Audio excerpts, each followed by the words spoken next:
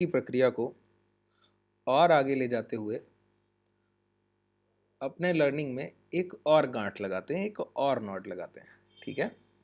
और जो कॉन्सेप्ट आज हम लोग सीखेंगे, देखिए मैं आपको जितने कॉन्सेप्ट सिखाता हूँ, एक एक कॉन्सेप्ट को लाइव मार्केट में जाके ट्रेड करके देखिए, तब बताइए कैसा फील होता है। ठीक है। और जब वहाँ पर आप प्रॉफिटेबल हो, प्रॉफिटेबल होने के लिए कुछ नहीं करना है, सिर्फ जो सिखाया है उस पर बिलीव करना है। ठीक है। और उनको ही ट्रेड करना है, उन्हीं कॉन्सेप्ट को ट्रेड करना है, बाकी कुछ प्राइस में नहीं देखना। ठीक है। बहुत आसानी से आप ट्रेड्स एग्जीक्यूट कर पाएंगे। और बस थॉट प्रोसेस को समझिए, बायर सेलर को समझ लीजिए एक बार, और कुछ नहीं करना। ठीक है। चलिए, आज हम लोग जिस टॉपिक पे बात करने वाले हैं, आप लोगों के बहुत डाउट थे, वो मैं क्लियर करूंगा कि किसी भी प्राइस में जब हम लोग सपोर्ट रेजिस्टेंस की मार्किंग करते हैं, तो मार्किंग तो सभी लोग एक जैसी कर रहे हैं, उसके बावजूद आपके प्राइजेस फेलियर क्यों हो रहे हैं, ब्रेकआउट फेलियर क्यों हो रहा है, आप वहाँ पर गलत ट्रेड कैसे एग्जीक्यूट कर रहे हैं, इस कंडीशन को आज हम लोग समझेंगे कि प्राइस को देखना कैसे। सभी लोग एक प्राइस देख रहे हैं, हमको कुछ अलग करना होगा। अलग का मतलब होता है सिंपल रहना होगा। सारा थॉट प्रोसेस बाजार को लेकर लोगों का बहुत टिपिकल हो गया है। मैं कहता हूँ इसको साधारण कर लीजिए, आसान कर लीजिए।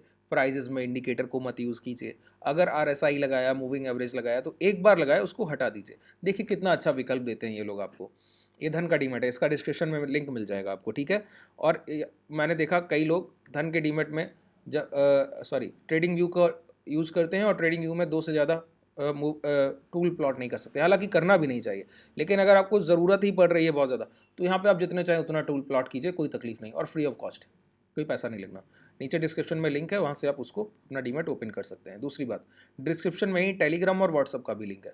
जो भी मैं आपको सिखाता हूँ, इन सारी लर्निंग से जाकर जो ट्रेड्स एग्जीक्यूट होती हैं वहाँ पर वो अपडेट की जाती है। हमारे ट्रेडर्स जो ट्रेड कर रहे हैं वो वहाँ पर अपडेट किया जाता है, तो उसको ज्वाइन कर लीजिए। वहाँ भी आपको बहुत कुछ सीखने को मिलेगा हमारे ट्रेडर से, हमारी ट्रेड से।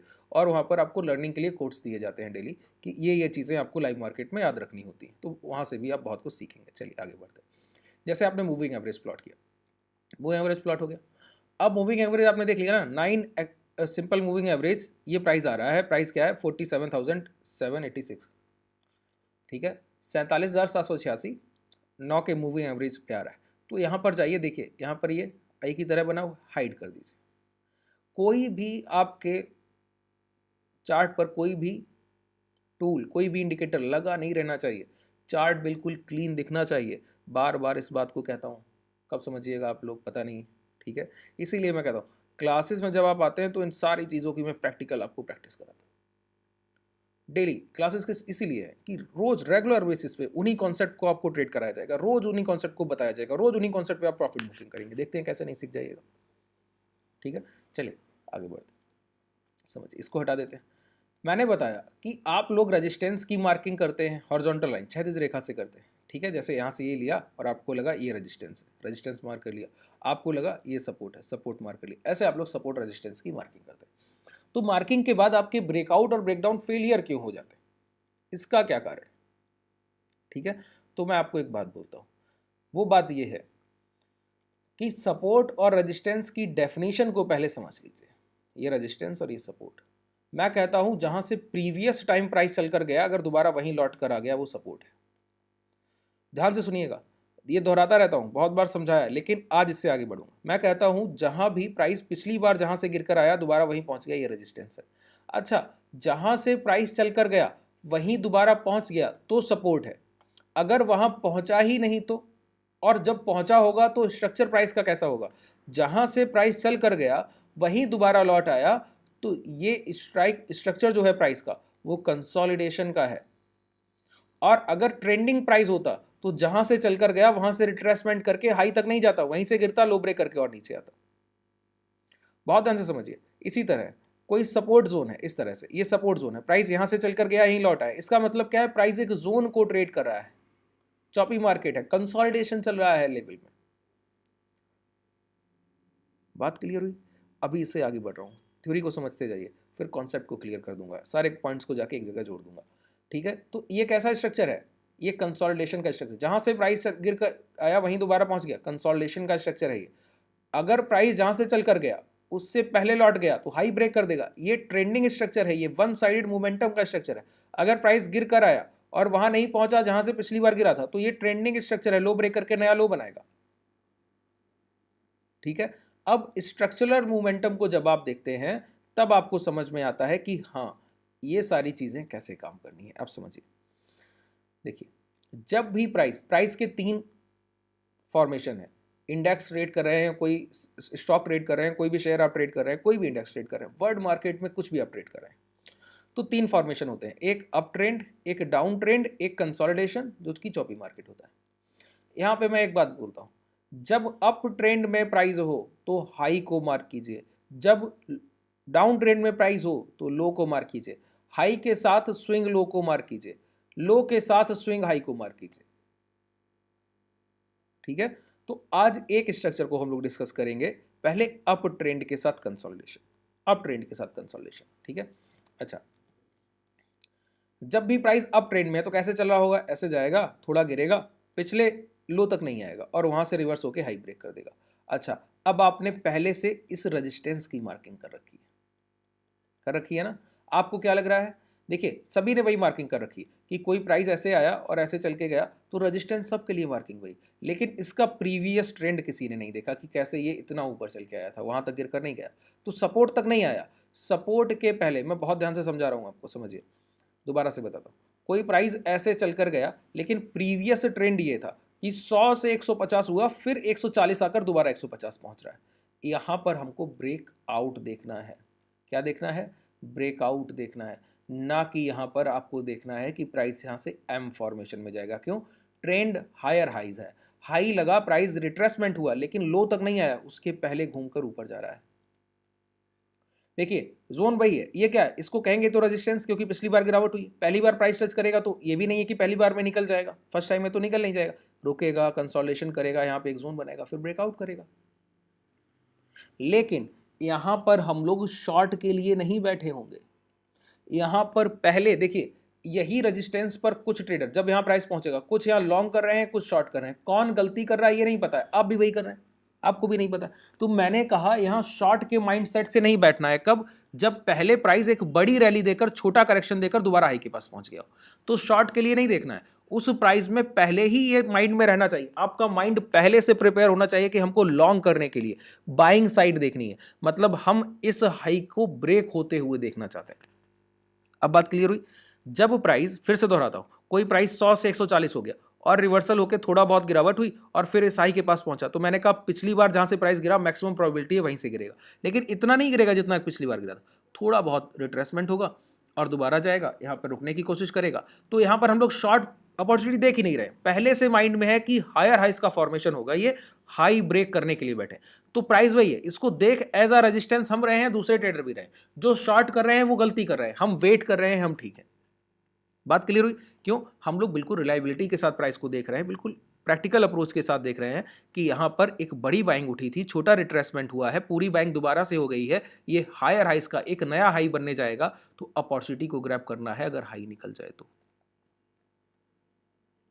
बात क्लियर हुई, अच्छा फिर ये रेजिस्टेंस एज अ रेजिस्टेंस कब काम करेगा, मैं क्या बोलता हूं, फिर ये रेजिस्टेंस एज अ रेजिस्टेंस कब काम करेगा, कि ब्रेकआउट हो तब भी हम बाई ना करें, ऐसा कब होगा, ऐसा हमारे इंडेक्स में भी हुआ ना।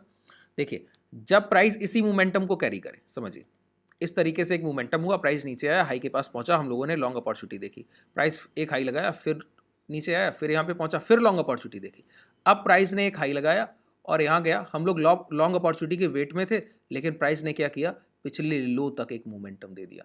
अब प्राइस इतने मोमेंटम के बाद यहां पर एक इक्वल हाई और इक्वल लो लगा रहा है, यहां पर प्राइस अब गिरेगा नहीं, ध्यान रखिए, यहां पर प्राइस गिरेगा नहीं, अब यहां पर प्राइस सपोर्ट और रेजिस्टेंस को रिस्पेक्ट देगा, यहां पर रेजिस्टेंस था ये प्राइस, तो यहां रिस्पेक्ट नहीं दिया, ब्रेक किया ना, यहां पर ये रेजिस्टेंस था, प्राइस रिस्पेक्ट नहीं दिया, ब्रेक किया ना, अब की बार अगर गया तो इस बार यहां से गिरावट होगी, अगर ब्रेकआउट हो रहा हो तो लॉन्ग मत कीजिए, वेट कीजिए, वेट किस बात का, कि यहां पर ट्रैपिंग हो जाएगी, दोबारा प्राइस लौट कर आएगा, मैं शॉर्ट ही करूंगा। क्यों, अब जोन मार्केट है, कंसोलिडेशन के प्राइस में इक्वल हाई इक्वल लो लगते हैं और हर बार प्राइस उसी हाई से लौटता है और उसी लो से लौटता है और इस तरीके का स्ट्रक्चर हो जाता है। इक्वल इस तरीके का नहीं होता है, ऐसा होता है स्ट्रक्चर, थोड़ा ऊपर गया ट्रैपिंग कर ली, थोड़ा नीचे आया ट्रैपिंग कर ली, थोड़ा ऊपर गया, इस तरीके का स्ट्रक्चर होता है, वाइडर प्राइस रेंज हो जाती, देखिए मैं आपको दिखाऊं, दोनों कंडीशंस को एक साथ दिखाऊंगा, कुछ भी अलग नहीं करना है। देखिए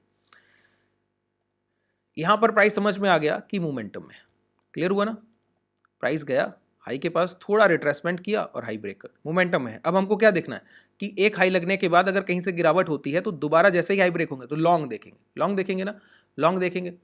यहाँ भी हम लोगों ने लॉन्ग देखा, प्राइस ऊपर गया, दोबारा यहाँ आया, ये ब्रेक हुए, लॉन्ग देखेंगे, लॉन्ग देखा ना, प्राइस ने हाई लगाया। अब यहाँ पर देखिए, यहाँ पर क्या हुआ, यहाँ पर प्राइस धीमा होने लगा जाते जाते। देखिए ये हाई राइज के मोमेंटम थे, यहाँ तक प्राइस पहुँचते पहुँचते देखिए क्या कर रहा है, यहाँ पर हाई की तरफ जा रहा था, लौट कर दोबारा यहीं पे इक्वल लो लगा दिए, इक्वल लो लगा दिए ना। इक्वल लो लगाने के बाद जब प्राइस दोबारा यहाँ पे लौट के गया था तो इक्वल हाई लगा दी। तो अब ये मार्केट यहाँ पर चॉपी होने लगा है, ये कंसोलिडेशन जोन है। तो क्या करना है, हाई लो मार्क कर लेना है। जैसे आज हम लोगों ने लॉन्ग किया तो प्रीवियस लो के पास, शॉर्ट किया तो यहाँ पर देखिए ये हाई ब्रेक हो रहे थे, ब्रेक हुए। मैंने कहा जब एक बार प्राइस उसी इक्वल हाई से गिर जाए तो अब ये चॉपी मार्केट हो गया, कंसोलिडेशन में चला गया। कंसोलिडेशन में चला गया मतलब काफ़ी समय यहाँ गुजारेगा।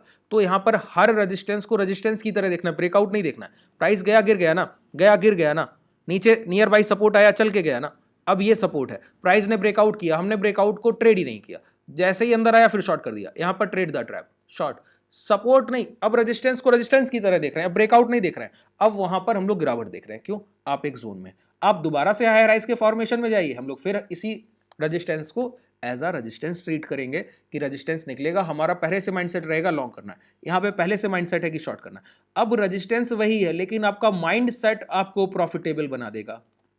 मैंने क्या बोला, आपका माइंडसेट आपको प्रॉफिटेबल बना देगा। थोड़ा सा ये आपके लिए टिपिकल हो सकता है समझने में, लेकिन बहुत आसान है, करके देखिए। यहां पर देखिए हाई ब्रेक हुए, उसके बावजूद प्राइस सस्टेन नहीं कर पाया। क्यों, इक्वल हाई इक्वल लो लगने लगे, हायर हाइज लग रहे होते, लोअर लोज लग रहे होते। उसके बाद जब भी इक्वल हाई इक्वल लोज लगेंगे तब सपोर्ट रेजिस्टेंस को ट्रेड करना है। जब तक हायर हाइज है तो high break buy, lower lows है तो लो ब्रेक बाई, नीचे की तरफ low break put buy, high break call by.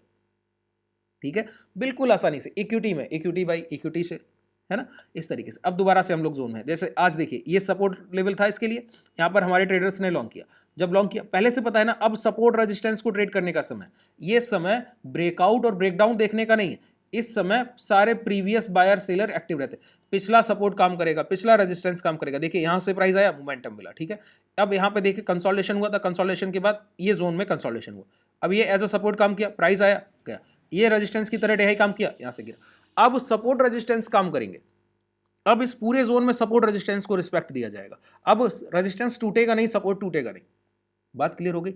इस तरह से जब आप प्राइस स्ट्रक्चर को देखेंगे तब आप समझेंगे कि हाँ अब ट्रेडिंग आप कर पाइएगा और बहुत आसान होगी। देखिए ये सारे, किसी टूल की जरूरत है क्या, एक टूल की जरूरत नहीं पड़ने दूंगा, बिल्कुल क्लियर बोलता हूँ। आप लोग बस सीखने के लिए ललाहित रहिए और चीज़ों को इसी तरह समझ। कोई भी डाउट हो कमेंट सेक्शन में बताइए, ठीक है। मैं सारे डाउट्स 1 घंटे के अंदर आपको रिप्लाई आ जाएगा, बहुत समय लगेगा तब। और जो अगर और जानकारी चाहिए, और चीज़ों को सीखना है, और वीडियोस के लिंक चाहिए तो नीचे डिस्क्रिप्शन में टेलीग्राम और व्हाट्सएप ग्रुप का लिंक है। टेलीग्राम को ज्वाइन कीजिए, वहाँ पर कई चैनल में जो भी वीडियोस हैं अच्छे अच्छे टॉपिक के साथ, उसके सारे आपको लिंक मिल जाएंगे। वहाँ पर वीडियोस को आप आसानी से देख सकते हैं और सीख सकते हैं। चलिए, शुभ रात्रि, धन्यवाद।